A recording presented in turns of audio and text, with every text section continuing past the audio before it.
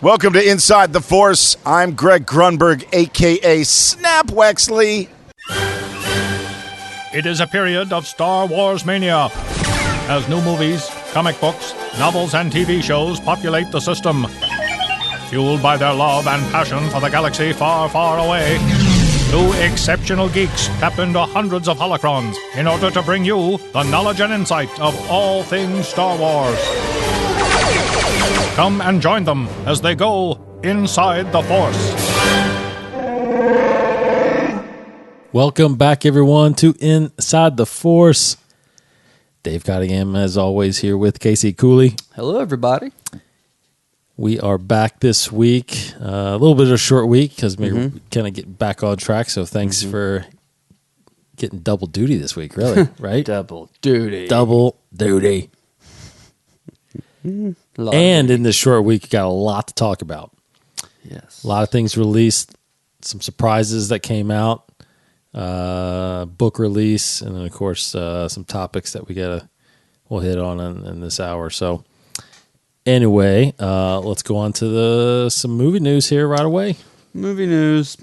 So, episode 8 is coming this year. If you all didn't know. Really, really, really close. Not really close, but we're close. Within a year. The only thing I've been hearing about episode 8 are some potential reshoots coming up soon, which is expected. So, be on the lookout for maybe some leaks. Some more leaks. So it's some and if you're counting home, it's 295 days. Wow. Wowzers. 295 days. Cool. So episode 8, that's coming up. Reshoot's happening, but it's pretty much done. It's ready to go. We'll get to see some special things happening with that at Celebration. April 14th, Friday. From Ryan Johnson, Kathleen Kennedy, and the cast. So we still think we're not going to get anything until then. Trailer, I agree. Yeah, but I mean, I think we'll get a trailer and maybe even a little celebration reel. I don't know. Maybe they'll. I think it's just a trailer. I think it's just a trailer. Maybe they'll say that for Comic-Con. Because I think if it was, that's Comic-Con. I was about to say, that's.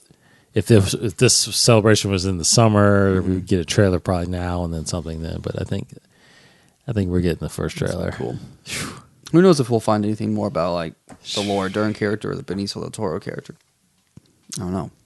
Because it was at the celebration where we found out about General Hux. They revealed that character. Oh yeah, yeah. So I wonder if they'll do the same thing for these new characters that we don't know about.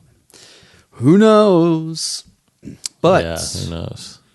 Well, I guess speaking of Celebration, still, they announced the opening panel that actually will be the opening ceremony on Thursday.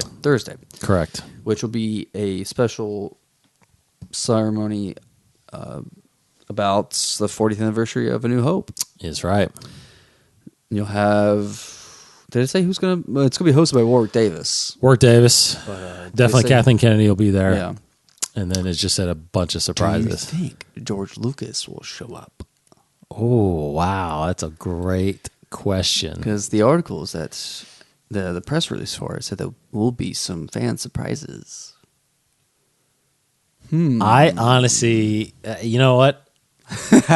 So weird that I didn't even think about that. I literally just now thought of that. Oh, okay. I just now thought of it. Just now it came to me. And when you say it, though, I would be disappointed if he wasn't there. I know, right? It makes sense. Yes. Star Wars, it's his movie. I mean, he's the reation for all of this. It's celebrating his film. So I would be highly surprised if he was not there. Might have to that would be incredible to be in that crowd. Oh my gosh. But I mean, when do we got to get there though? Right? I mean, I don't know if we got there that morning if we'd make it in. I don't know. I mean, I don't know if there is going to be a line the night before. I don't know if so. We got to go straight there. We basically go straight there and see what happens. I think now I've just convinced myself we need to get there as soon as possible. We'll get there as soon as possible. I don't know if everybody else is going to want to be. I mean, as many as there would have been if it had been an episode 8 panel. Yeah, and see the big difference I feel like in people that don't haven't been to these celebrations. The biggest difference I felt like, because I went to the one, I went to 2007 in LA. It was Celebration 4, which was the 30th anniversary, right? That was the 30th anniversary. And then I went to the one in Anaheim back in 2012. I truly believe, not 2012, 2015. Anaheim? The Anaheim 2015, right? Yeah, 2 years ago. Yep. I truly feel like in Anaheim and LA was Celebration 4, that you had a lot of people come locally, obviously, because Los Angeles is just a massive community, right? So, but I feel like in Orlando, people are coming from all over the place. There's not a lot of big locals, Orlando residents that are going to Celebration, because where the convention center is, it's in the middle of like just tourist attractions, right? Yeah, it's right off the interstate and kind of just secluded. There's hotels and restaurants. Correct, right? There's not a lot of not a lot of population just in that area. Sure. You're away from downtown Orlando. You got Disney over here. You got other parks, Universal over here.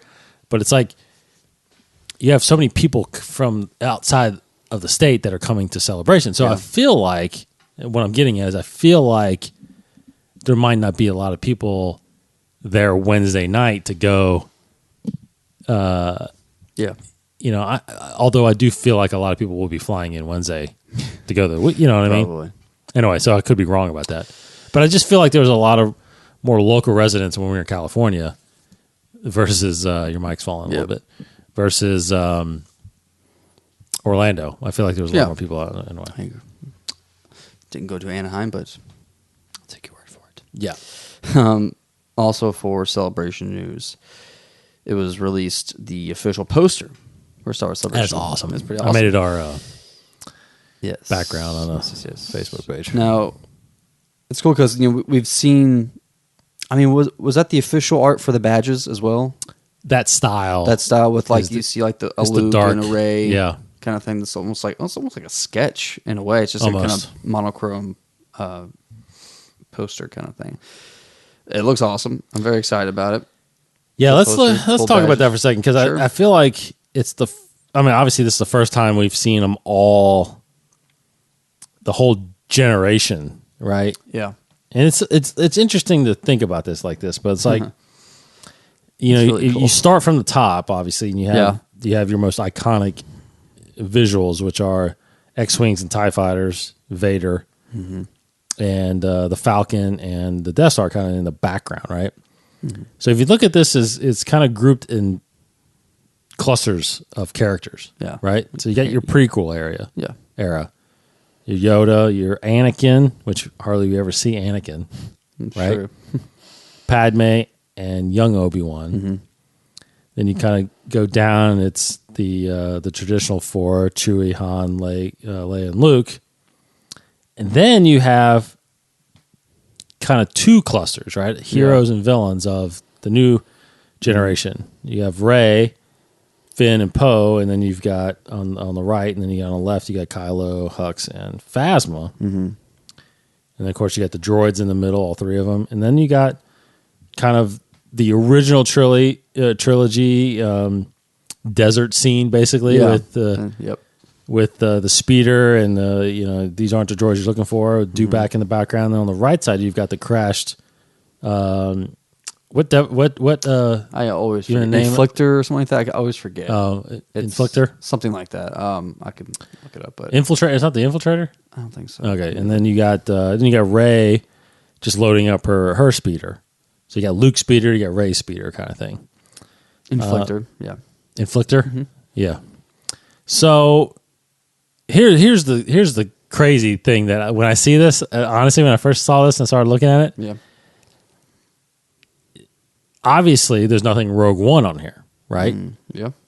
So this is clearly the Skywalker saga, right? Yeah. This is the Skywalker saga. Yeah. So it's Anakin, it's Luke and Leia. Yeah. But then I was thinking, okay, wait. You got the two clusters there, right? Split off from Luke.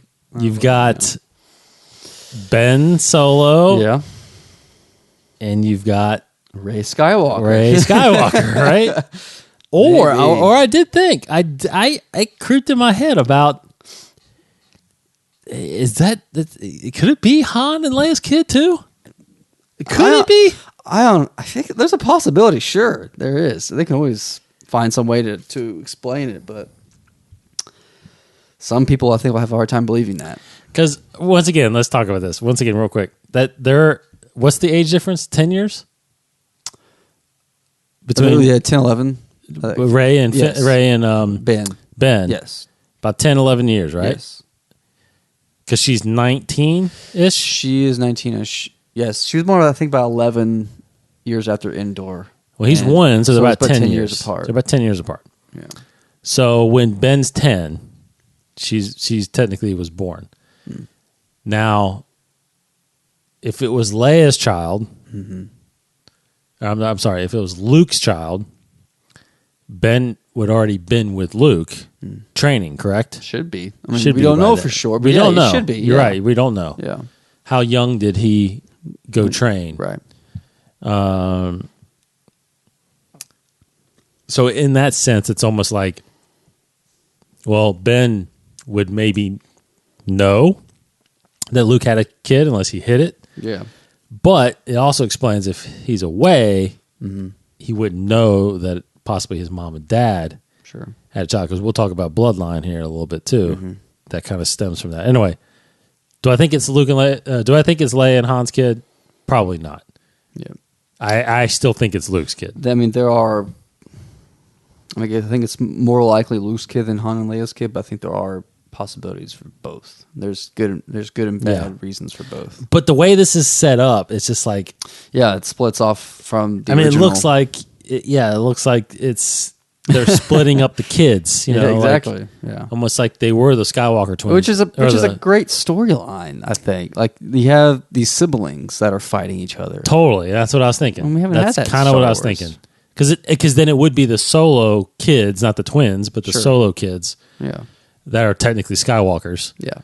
And it would work if it's a Skywalker versus Solo. I mean, It would. That's Cousins, great. right? Yeah, that's awesome. Yeah. So anyway, I just thought about the way they set that up. Like, oh, there's no Rogue One in there, so this is clearly a Skywalker saga. I mean, it would just tie the family themes so closer together. If so many good, I feel like it would lead itself to more dramatic moments of like Rey trying to talk Ben back to the light side, Kylo back to the light side. We're family. We can be family again. That kind of stuff. It's like we can do what you've always. People say, that'd be stupid if Rey was a Skywalker. It'd be too easy, whatever. Yeah, maybe, but like it's still great storytelling. Too easy. Did you guys watch Force Awakens? The storyline was very easy. Yeah. Come on. Anyway, okay, so that's enough on that. Celebration's coming in a couple months. Super excited. Super pumped. So for the Han Solo, we'll talk mainly about the Han Solo stuff later. But there was some news with Han Solo. It has officially started. That's the news. And there was a photo released of the cast out of costume, but in the Falcon, with Chewbacca there as well. Yes. You had Woody Harrelson, you had Alden Ehrenreich, you had Donald Glover, you had Emilia Clarke, the two directors, and the other female on that, which I didn't remember if I read it or not, but was she another actress in it, or was she producer? No, she's another actress. Yeah, she was just recently confirmed. Her name's Phoebe Waller-Bridge. Right, okay. Yeah, she was just recently confirmed. And of course, in the Chewbacca outfit, yes, is Jonas Sutomo,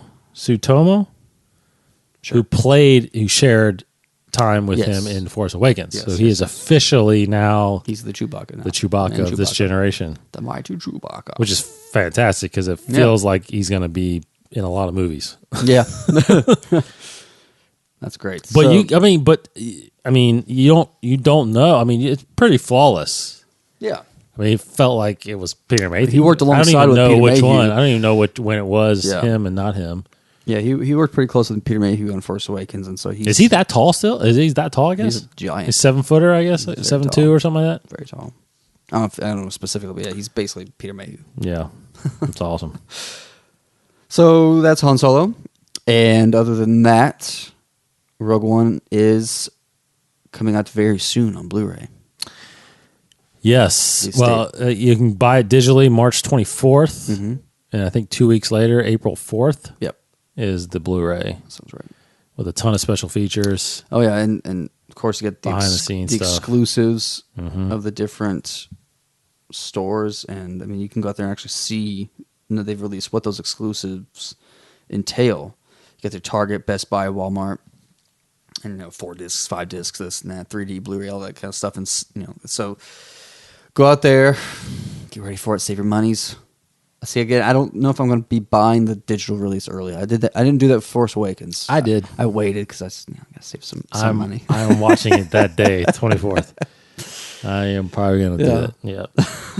Because to be honest, I'll do the same thing. Because did you notice they have different packaging again for different places? Yeah, that's what I was trying to find that again. At the Target, yeah, like I said, the Target, Best Buy, Walmart stuff. I'm trying to find. Oh, it's right here.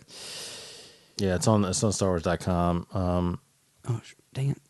And the artwork is fantastic on Yep. just the Blu-ray itself. It's a different look, that we haven't seen. But but you have a Target exclusive, which is a 5-disc, pretty cool artwork as well. Again, a Fort. Now, see, this is what I've been collecting these steel books from Best Buy.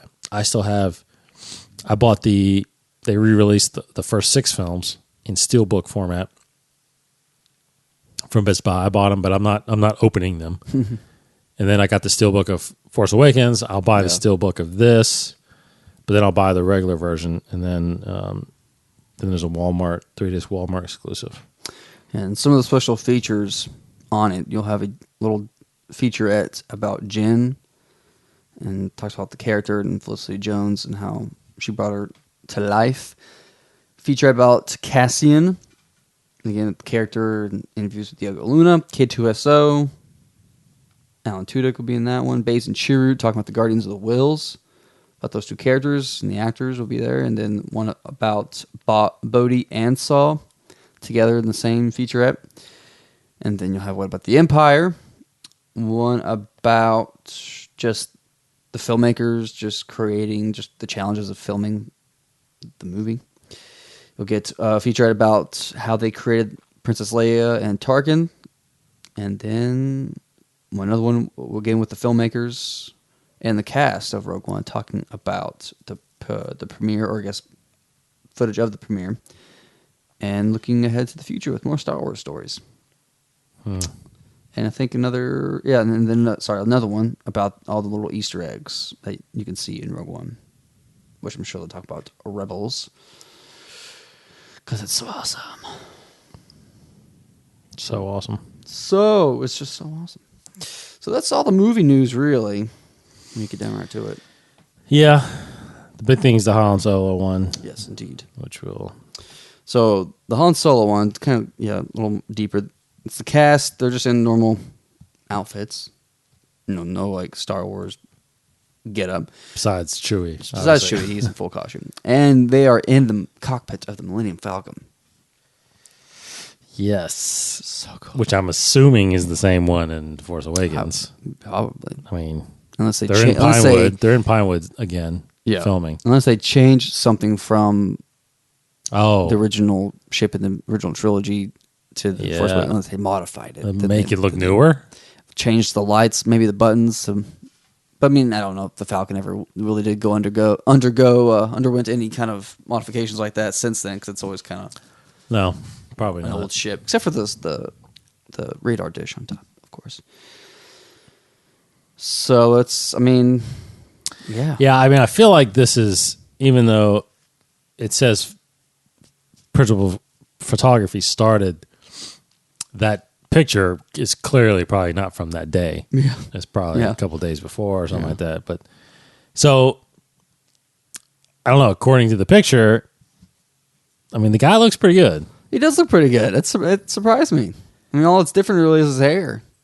Doesn't have that dark curly hair like he has naturally. it's still pretty tough, but it's. He looks good though. I mean, look. Yeah, I mean, you still, got him right there. You got Harrison right there. So it's like hold them next to each other. I mean, it's. I feel like he's a little more chiseled. His face is a little more like his chin. Yeah, a little more chiseled than Harrison was then. You know what I mean? Like I do. and his skin. I think Harrison's got a much darker skin tone. I mean, I hope people our listeners are like upset that we're nitpicking it so much, but hopefully you guys take it. You know, it's as important to you. Hopefully as it is to us because it's like this is a big deal. It's a huge deal. You can't. Let's make no mistake about it. This is the first major recasting of a Star Wars likeness. Yeah, we've talked about this a lot on the show. I feel like we've talked about this more than any other topic. I don't know. At least the past year. Yeah. Ever since they announced this thing. It's just you can't. Some people may say it's not recasting, but it is. It kind of depends because, as we said before, if this film takes place really close, like within a few years of A New Hope, at that point, Han Solo should look like Harrison Ford. Yes. If it's 10 years before A New Hope, then I can go if he looks a little younger, looks a little different, because 10 years, who knows, you can mature, your features could change, whatnot. That's fine. Your jaw structure could change, who knows?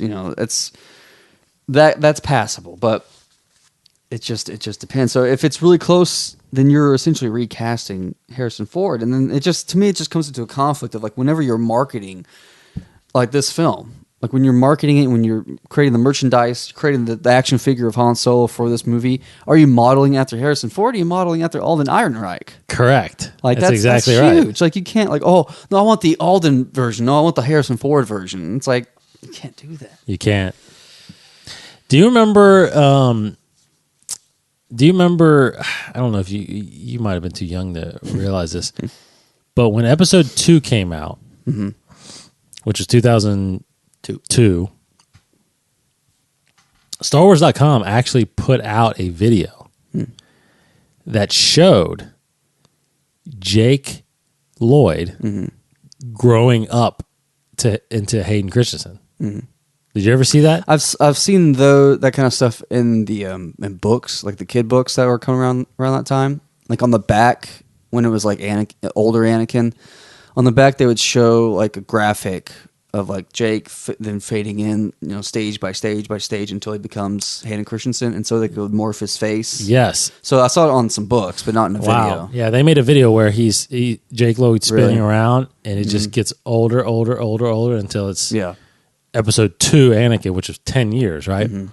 So you clearly see like, oh, okay, that could be him, right?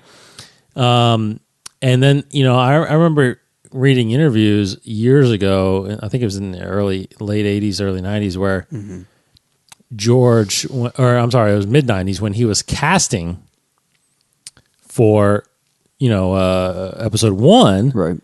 that he was looking at, pictures of Leia's mother, who is Debbie Reynolds, when she was younger, and who did she resemble, so that she and Natalie Portman was like apparently very looked very familiar or similar to what Debbie Reynolds looked like when she was younger.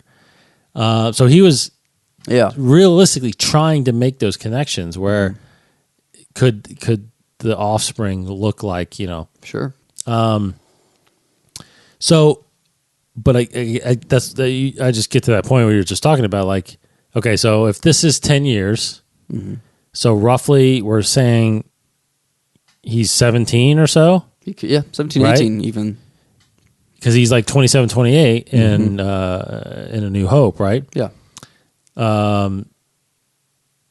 So if you put him if you do that thing like 10 years, is that enough to make change? I think it could. At that point, when you're what? Because 11 to 21 is a huge difference. Yeah.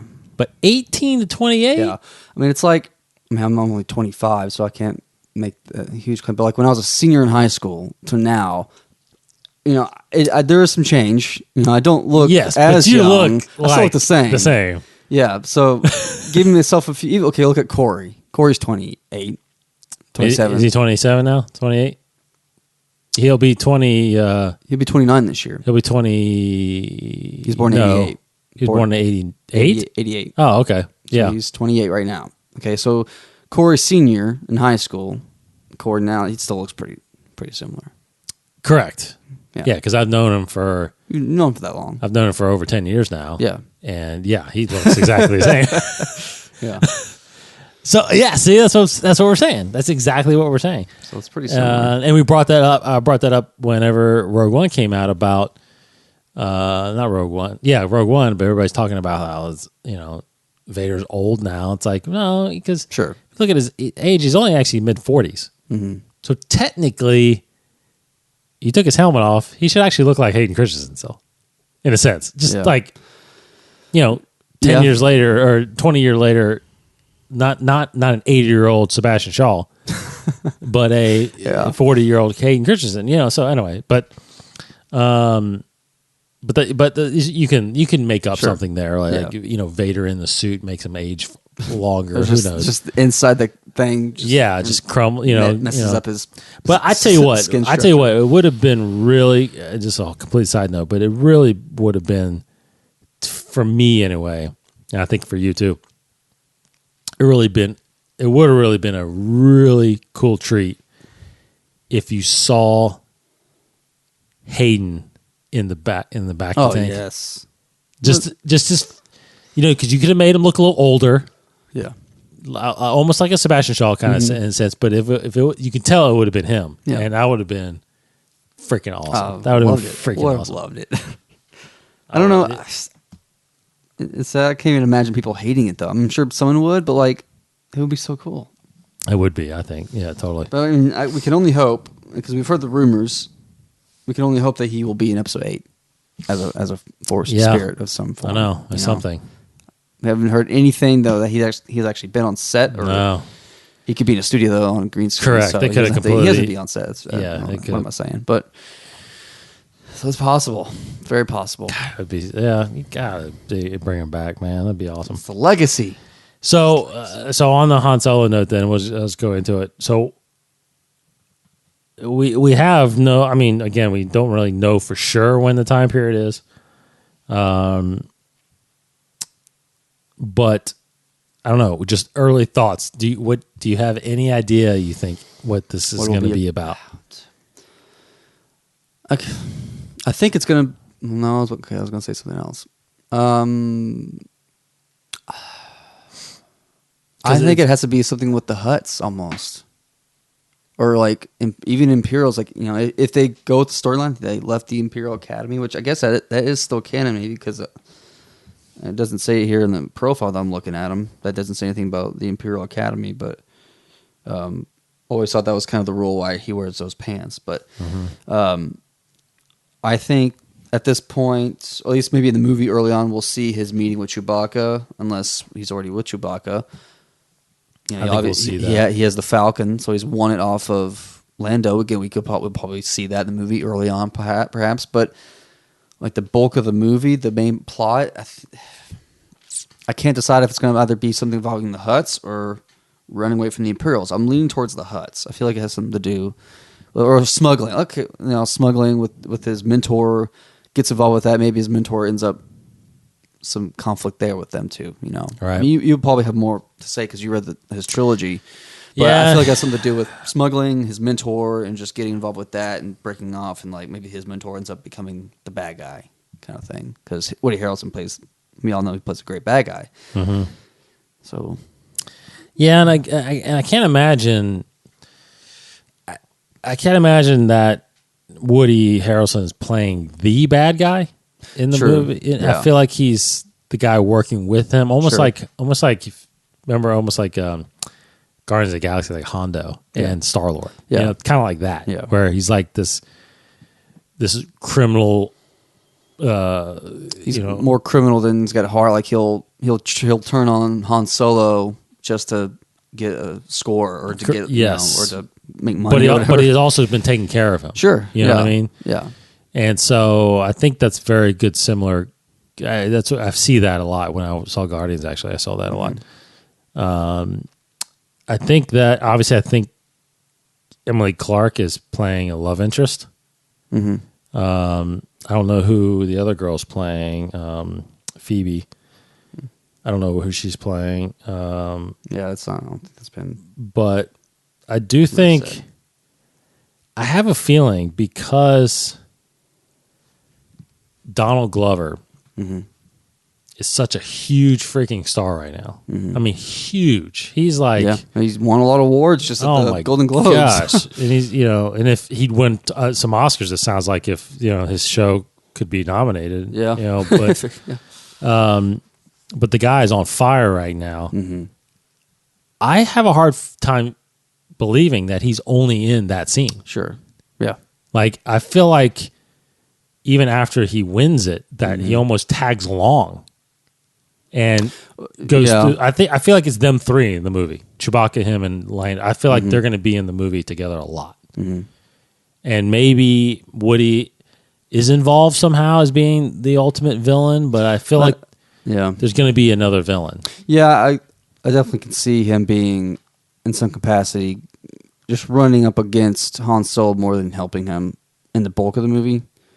Like he's, I think that almost like he maybe wins at the Falcon earlier and leaves, and then somehow Lando has to get back in the story somehow. Later on for help or something like that. I don't know. Yeah. Maybe tries to steal it back from Han and like gets wrapped up in whatever. Yeah, exactly. There is. Like, maybe. Gosh. Yeah. Okay, now I guess I'll help you or whatever. But maybe I don't know. Yeah, it's so because like you said, like Don Glover is too big of a star. Woody Harrelson's too huge of a star to just be neglected. Like they have to be. Woody Harrelson can't just be a secondary character. I think he's got to be in the conflict somehow. Right. I feel like he leans more towards the opposition side, the antagonist side. And then Han Solo, Don Glover, and Emilia Clarke. She could be a bad girl. Who knows? She could. Yeah. I feel like she's some kind of love interest, but that'd be kind of Han Solo-ish if bad girl. It's he love has feelings for her, but she's bad, so he fights the fighter. But I don't know. Kind of almost like a Indiana Jones kind of thing. But you got to remember, this is. I mean, technically, this is the first standalone that we just have no idea what the story is, right? I mean, Rogue One, you know what the plot is. Yeah. You don't know what the plot is in this. You will see some scenes, I think, that they're talking about, like the Lando losing the Falcon to him. It's not technically canon, but I think it's probably will end up being that he saves Chewbacca's life. That's why he has a life debt to Han Solo. I think we'll see that. So I'm just reading through what I can of him real quick. But yeah, everything's up in the air for the most part right now. Yeah, I think it's still well known, at least in the books that we've been reading, is that which is still kept true to the EU is that the Empire enslaves Wookiees. Yeah. Oh, that is canon. Well, remember because Aftermath Life Debt. That's mainly what that's about. Yeah, Life Debt I think is them trying to liberate Sheik. Yes. So in the Han Solo trilogy from the EU, Han witnesses Chewbacca getting basically beaten to death, and he ends up. And this is when he's in the academy. He ends up killing these officers and saves Chewie, and that's what Chewie owes him a life debt. That's why he does whatever he says and doesn't argue about it, right? Which in the end, will, if we see that, if we know the true story behind that, how much better does that make Force Awakens? When he sees Han die, it's like, now tell me in the trilogy, Han Solo trilogy, did he start off as kind of an orphaned kid on the streets being raised by Garrus and then go into the Imperial Academy? Yes. Okay. So he's stranded on Corellia as a very, very young. I think he's like 4 or 5 years old when he meets what I call his name, Garrus Strike. Yeah. So that's not, they haven't revealed Woody's name, right? Okay, official. So yeah, Strike takes him in again, he's like Hondo, and he's like this smuggler guy that takes him in, trains him. He has a Wookiee, a female Wookiee on the ship that's kind of the cook maid kind of thing. And Han really befriends her in a sense and really like loves her. And she kind of acts almost like a motherly person to Han as he grows up. And that's why he's so affectionate towards Wookiees, right? So around, and I think around the time when he's like 15 or so, he basically escapes from the guys. He strikes clutches really and kind of goes on his own and then joins the Imperial Academy because he wants to be a pilot. But then a couple of years later, he kills those officers rescuing Chewie, which obviously puts him on the run.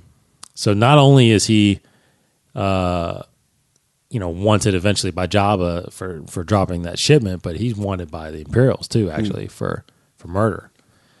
But although I can't remember if they actually knew he did that or not, but yeah, because I would have a hard time believing if they like incorporated that in the movie, like why the Imperials aren't doing more to get this guy. Well, yeah, obviously it wasn't canon, so that's kind of the thing. In the books, it was. I don't know. I can't remember if they knew it or not, but and I can't remember. You know what? I think it's in there. I think the Sabacc thing, it has to be in there when he wins the Falcon. Yeah. It's in the middle of trilogy. It's in the middle book. I don't remember the exact details. It's been so long since I read those books, but they were fantastic, fantastic books. But because, like I said, it literally started from when he's a child, and it ends it ends with him in the cantina when Obi-Wan and Luke come walk in the door. They better not in the movie that way. No, they better not. I agree. Oh my gosh, I agree. Oh man, do not do that. Which kind of begs the next question: is there going to be a lot of time jumping? Do you think, or they are actually going to stay with his age? I can see them doing like a young Han's, like a kid, 7. Him being orphaned on Corellia, that kind of a thing, or wherever he is, and then jumping to the present time of the film, which if he's late teens, I hate to say early 20s, late teens. Late teens, yeah. Preferably. The way he is now. Yes. Like he won't be older than what he is there. Sure. Yep. And then what about, do you think we see like any bounty hunters or like Jabba the Hutt? I think so. I think you can see Jabba. I want to see Jabba. Yeah, Jabba in his palace. Yeah. Like I want to see Jabba's palace again. That'd be great. Little reference to Sarlacc Pit, maybe a little thing like that would be cool. And you mentioned Hondo. Or the Rancor again. Yeah, you mentioned Hondo. Like, what if we see Hondo? Oh yeah, live action Hondo. Awesome. Like, why not? Or Cad Bane. Yeah, why not? Why can't just do it? Like that would be like just throw him in there. Yeah. Bounty hunters just walking around Jabba's palace or some other cantina. Like, just throw a lot of people in there. I know. If Aura Seeing is still alive at this point in the canon, like throw her in there. She should be.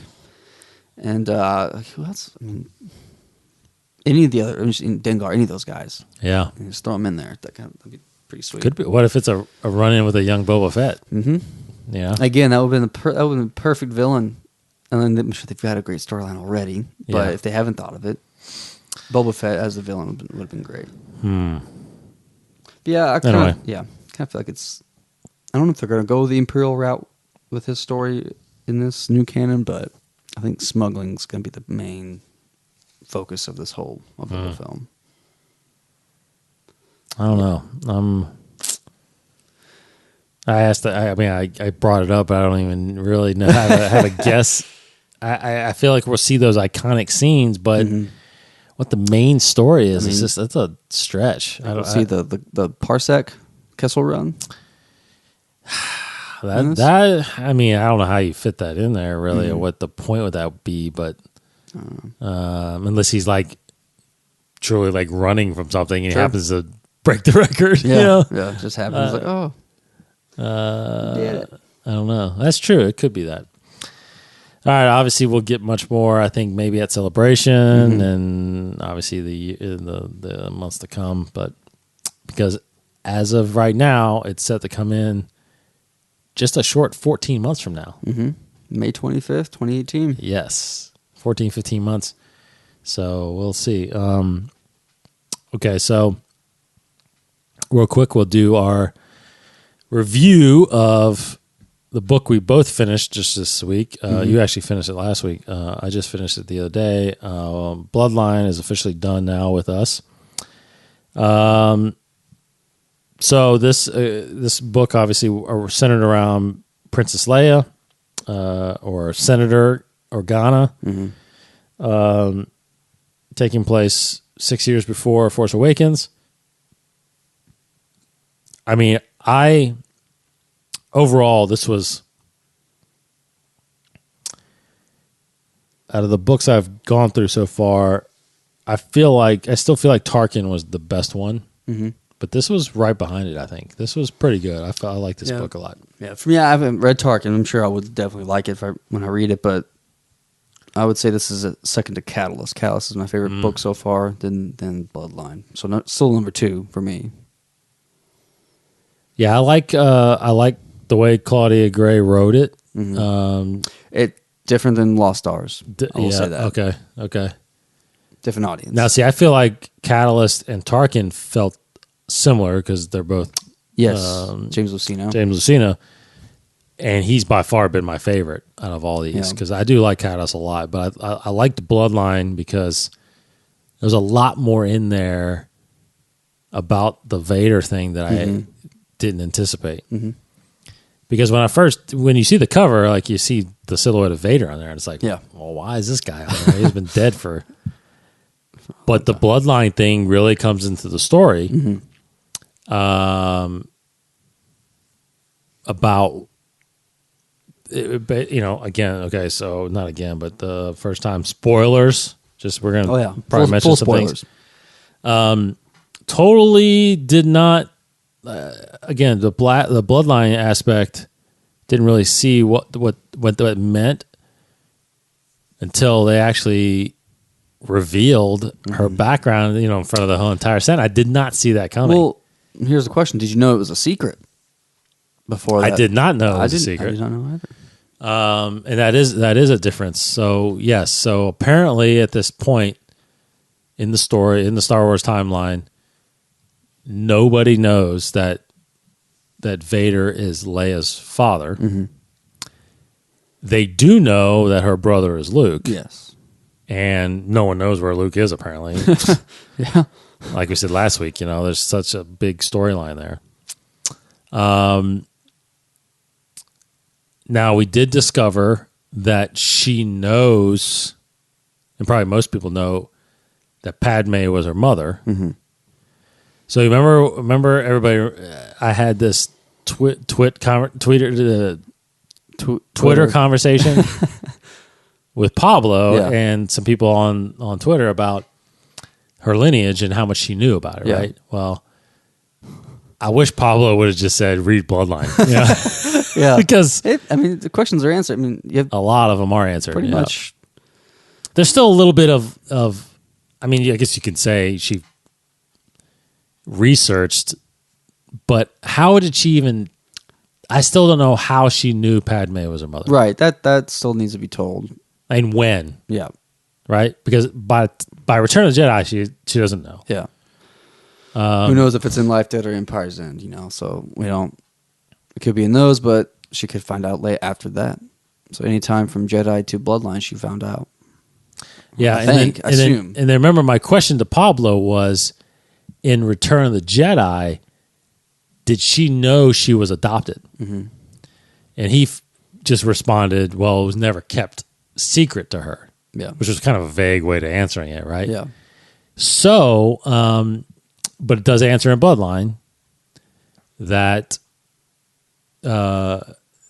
she knew she was adopted. So when she says in Return of the Jedi, when Luke says your mother, your real mother, she is actually does think about her real mother. Yes. But she doesn't know who she is. Right. Right? I think she would have said, "Oh, she was a senator." Correct. She was this, and I read a line. I was looking up Leia quotes, and because she says, she was beautiful but sad. Yes. So that's she. Just has I think she said she was beautiful, kind but sad. Yeah. She was very beautiful, kind but sad, and so she is referring to her birth mother, and you find out in Bloodline, which was pretty neat, that Bale had every intention of telling her the whole story, which he never got able to because of Alderaan. So in the book, there's a lockbox that gets discovered because apparently Leia was the next in line to inherit this throne, apparently somewhere on this planet. It's this planet Baron or something like that.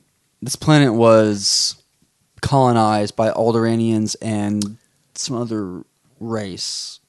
That's where Lady Carice Indian. It's these two races came and That's right. colonized it. So the heir to the throne was the oldest living Alderaanian, or true, I guess, Descendant, right. descendant, whatever. So which would have been Leia. That's right.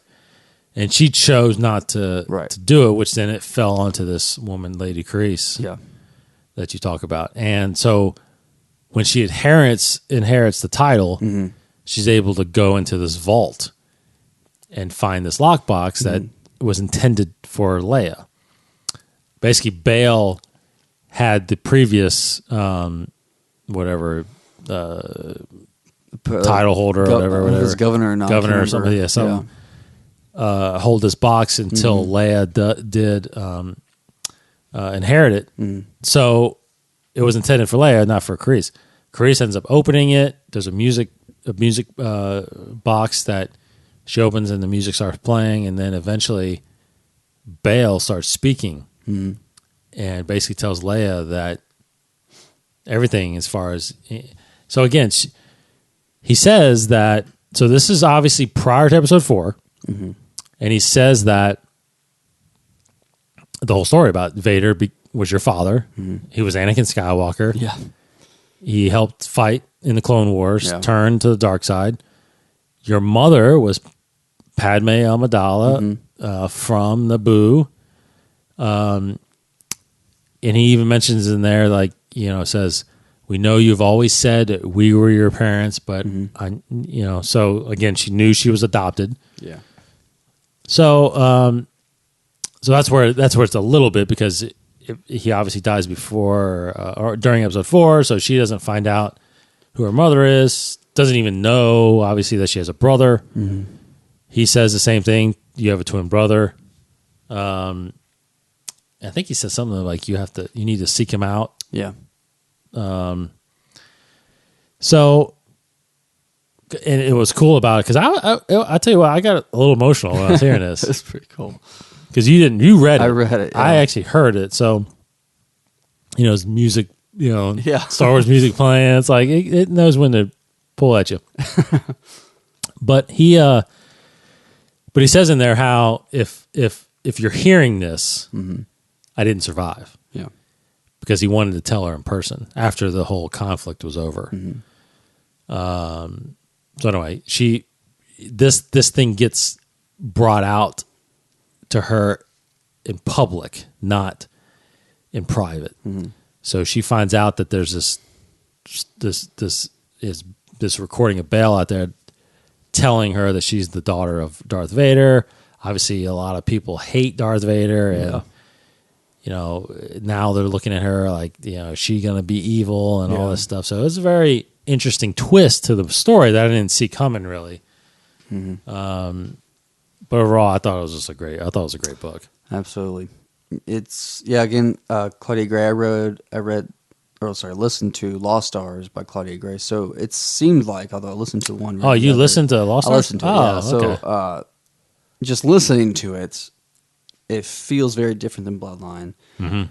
I think just mostly because Bloodline's a young adult, so I think your readers are different. So the writing style reflects that, and I think that's appropriate. So both are written very well. Bloodline was incredible, and it's again it's a very political novel, and people hate on that side of Star Wars, but this was very political and very prequel feeling.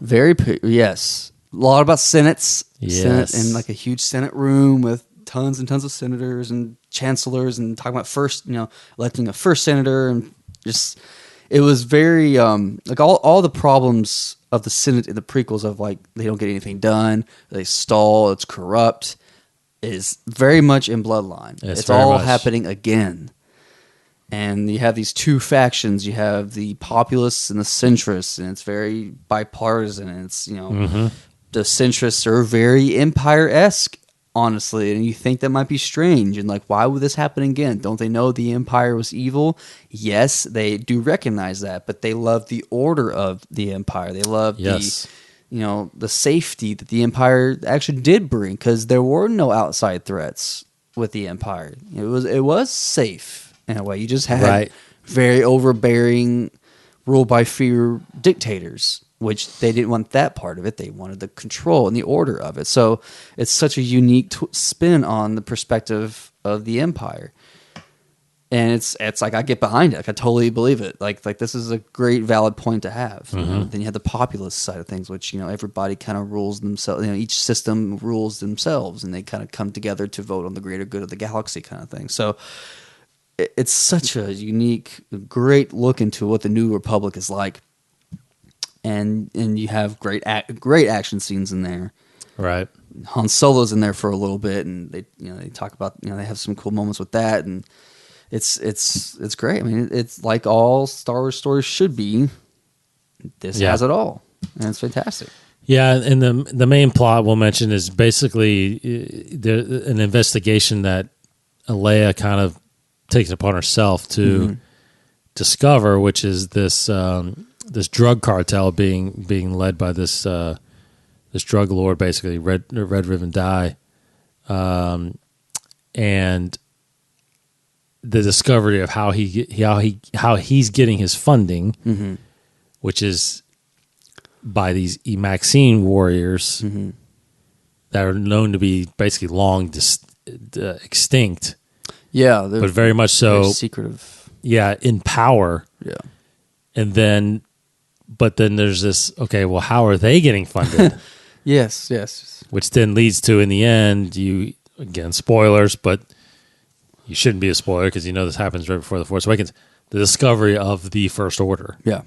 And that they're out there preparing a military strike. And this is kind of Leia setting up what we now know as the Resistance.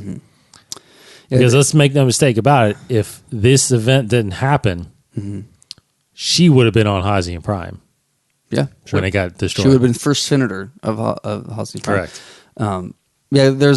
There's that military side of things with the First Order, like, because this drug cartel, it's talked about how it's kind of taking place of the Hutts. The Hutts was like this, obviously the big, expansive crime syndicate.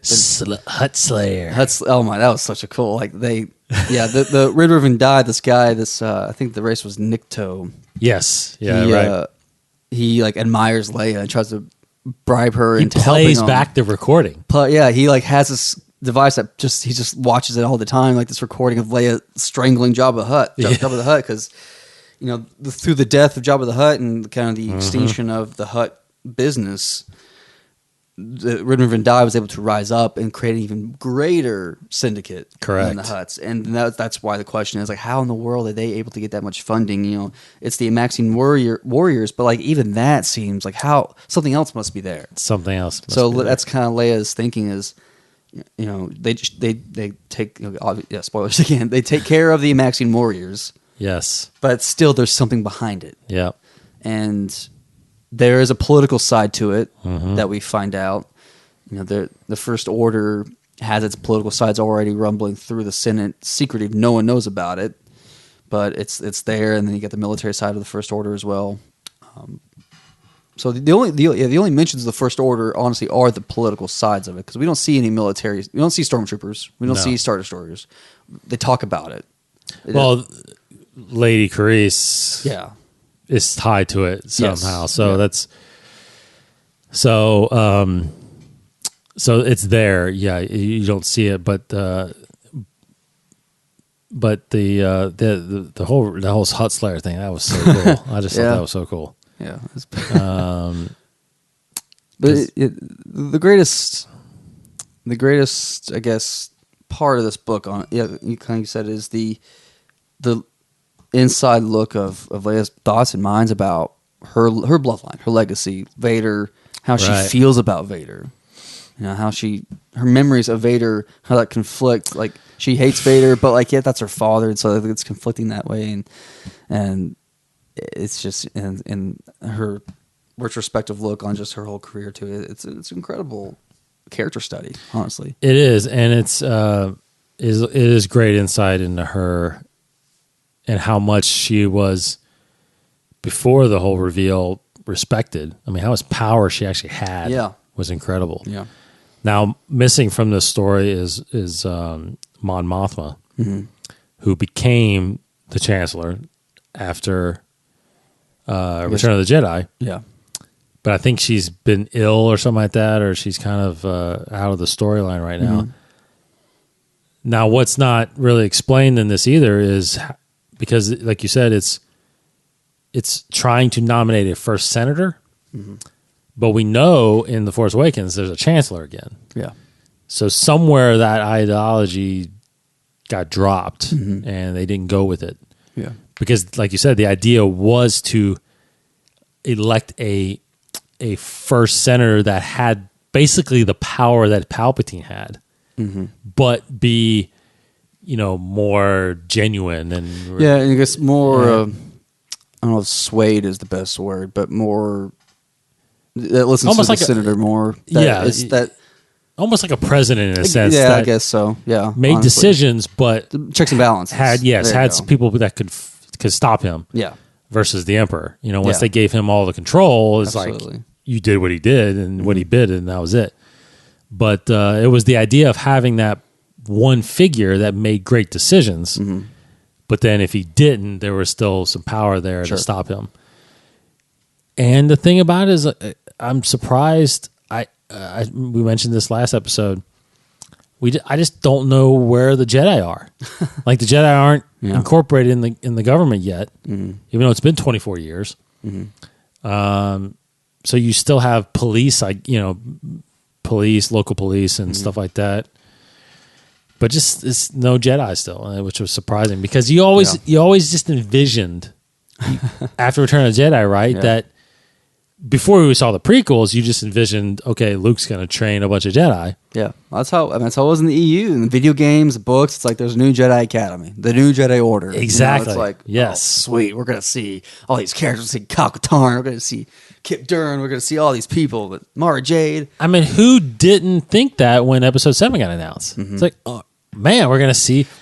I mean, I had visions of, because now that once you saw the prequels, you saw how they were incorporated into the government. That they weren't just. I mean, they were the peacekeepers. So naturally, when Episode 7 got announced, it's like, okay, it's Luke, and Luke's going to be the Yoda. Yeah, there's going to be all these Jedi still around. Well, not really. We thought that because I was listening to when we did our special edition episode about the first cast reveal of the table reading, and we were thinking, okay, who's Brendan Gleeson going to be? Who's John Boyega going to be? Who's Andy Serkis going to be? So I think our thought was like, we said that Brendan Gleeson is going to be a Jedi. John Boyega might be a Jedi, or he might be on the bad guy's side. We don't know yet, but we were already by then thinking like, oh, there's going to be probably 2 or 3 Jedis, you think, around still, but it didn't happen. Obviously. So, but there is a Force Awakens that Luke tried to, where he did have some success in creating. He was training the new Jedi. He was training the next generation, but they're all wiped out.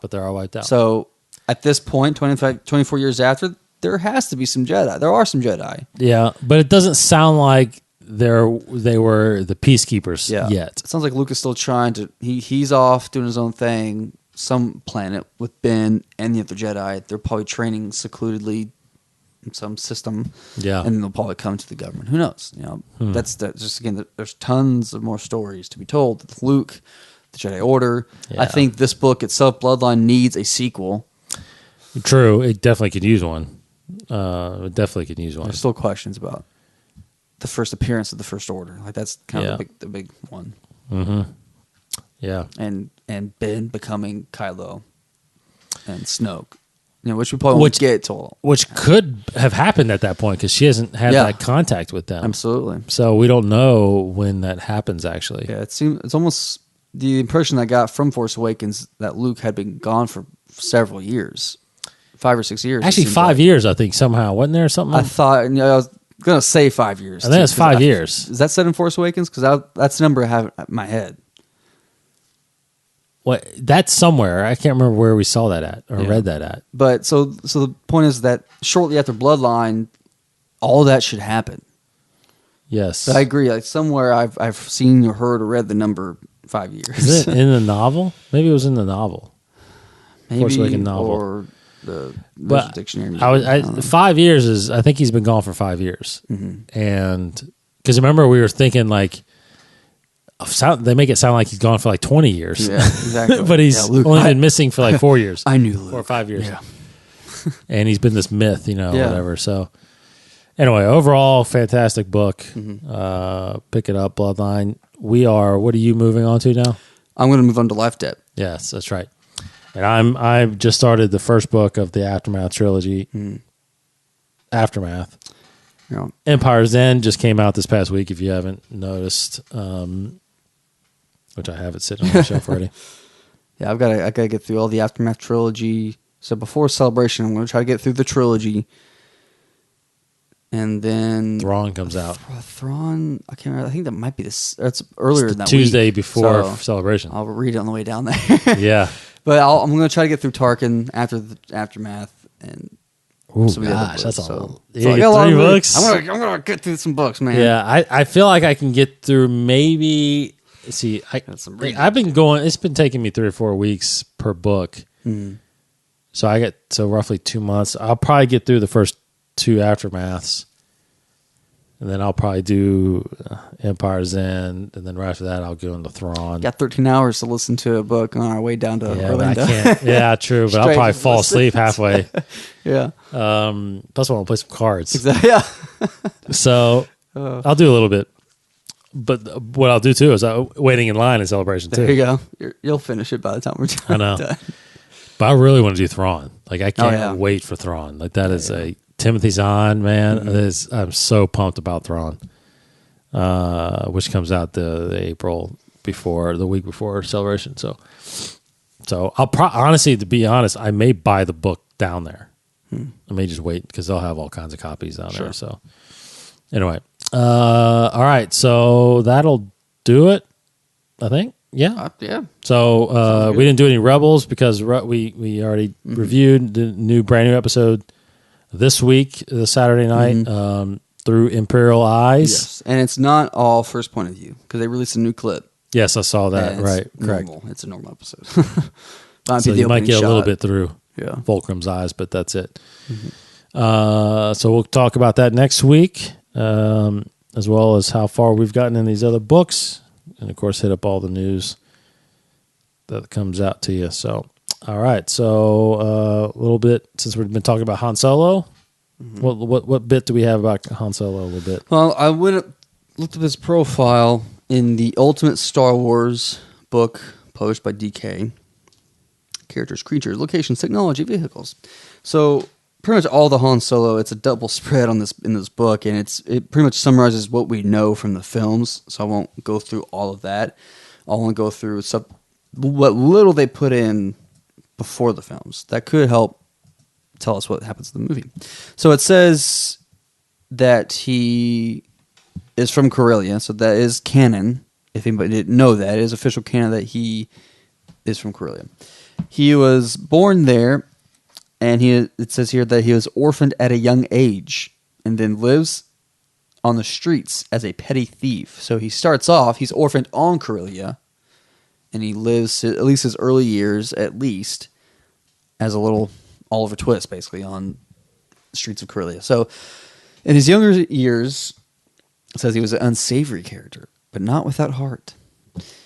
So it mentions here, actually, on one of his adventures, he meets Chewbacca, and they become lifelong friends. It doesn't say how they meet or what circumstances. It just says that they meet, and that's it. So they meet. And if we go, if this is chronological in this little paragraph here, gosh, sorry about that. He meets Chewbacca, and then he wins the Millennium Falcon from Lando Calrissian, and it gave him a sabacc. And then he of course, with the events from A New Hope. So that's really all we get canon-wise in this book before the films. Is orphaned. He's from Corellia. He's a petty thief starting off. Then he kind of, in some shady adventure, probably smuggling, maybe, meets Chewbacca. Doesn't say where. And then he wins the Millennium Falcon. So it's very vague. No details. But those are the two events we're going to definitely see in the movie. Yes, absolutely. And I think it would be cool if we saw, I mean, we don't have to, but if we saw him being orphaned. Yeah, definitely. That'd be kind of cool.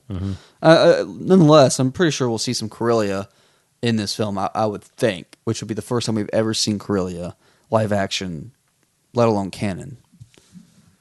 And that would be pretty interesting.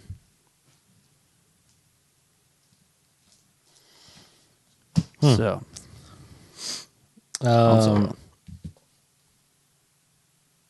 so here's an interesting tidbit in everything, absolutely everything you need to know. Han Solo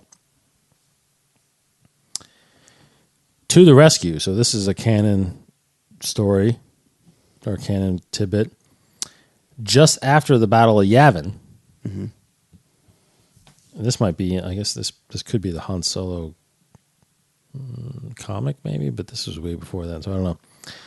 Just after the Battle of Yavin, Han and Chewie fly to the planet Kryken,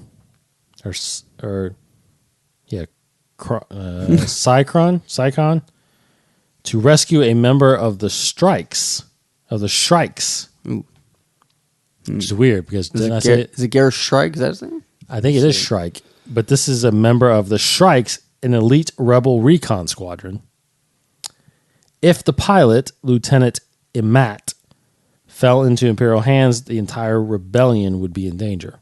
Garrus Shrike. How's it spelled? Shrikes. I know, right? Shrike. Yeah. That's Garrus Shrike. So maybe they won't use that name. I don't know. But this is a member of the Shrikes, an elite rebel recon squadron. So I saw that. I was like, I think that's his name. I wonder if just crazy thought. Like, I wonder if Woody Harrelson's character ends up being an operative for the rebellion. Yeah, that's possible. Or if the rebellion will make an appearance at all in this movie. That's possible. One last tidbit for those of you who don't know: the bounty the Jabba the Hutt puts on. What do you think it is? Some of the millions of credits. No, not that big. Really? No, I have no idea. 224,190. Okay, because it's like put a price so big on your head that every bounty hunter in the galaxy would come after you. So I imagine it'd just be like some astronomical. I know, it's close to $250,000. I guess that's pretty good. big. Pretty good. All right. Thanks for listening, everybody. That'll do it for us at Inside the Force. We'll be back here next week. Go check us out at InsideTheForce.com. Follow us on Facebook, Twitter, and Instagram. Listen to us on iTunes, Stitcher Radio, TuneIn Radio, or right there on the website.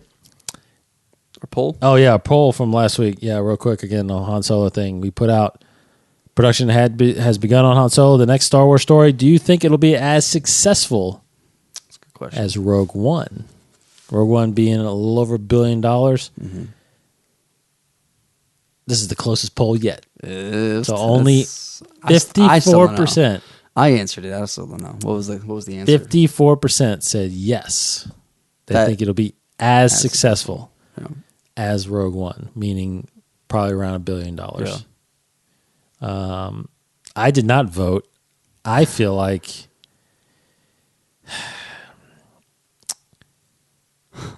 right now I would say yes, as successful, but It depends where he if doesn't. people don't like him, I know. it's not going to do well. I mean, I could definitely get behind yes. I said no just because I can't say for sure, and just because it's so much. It's just so much is riding on this. It's Han Solo. Yeah, It's like I might not even like it. Like that's huge. I might not like this movie. I mean, it's probably going to be a good movie, but like I might not be able to get behind it. Yeah, who knows? Do you think have we talked about this? Do you think we'll see an image of him at Celebration? I think we will. I think we have to. Yeah, I think we will. I think we will. At least a still image or something. Sure, that's all you need for the movie. That's all you need. Okay. Thanks for listening, everybody. We'll check you out next week for Casey Cooley. Your friend is quite the mercenary. I wonder if he really cares about anything or anybody. So it's Prince Leia talking about Han Solo. That's right. Yeah, a little twofer. A little Han Solo-esque episode here. All right. Thanks, everybody. Have a great weekend. We will be back next week. He's Casey. Goodbye, everybody. I'm Dave, and may the Force be with you. This has been a production of the 21 Network. For more great podcasts, visit 21network.com. To view additional content, subscribe to our YouTube channel at youtube.com/21network. Follow us on Twitter at 21network for the latest news and updates. The 21 Network, for the fan and all of us.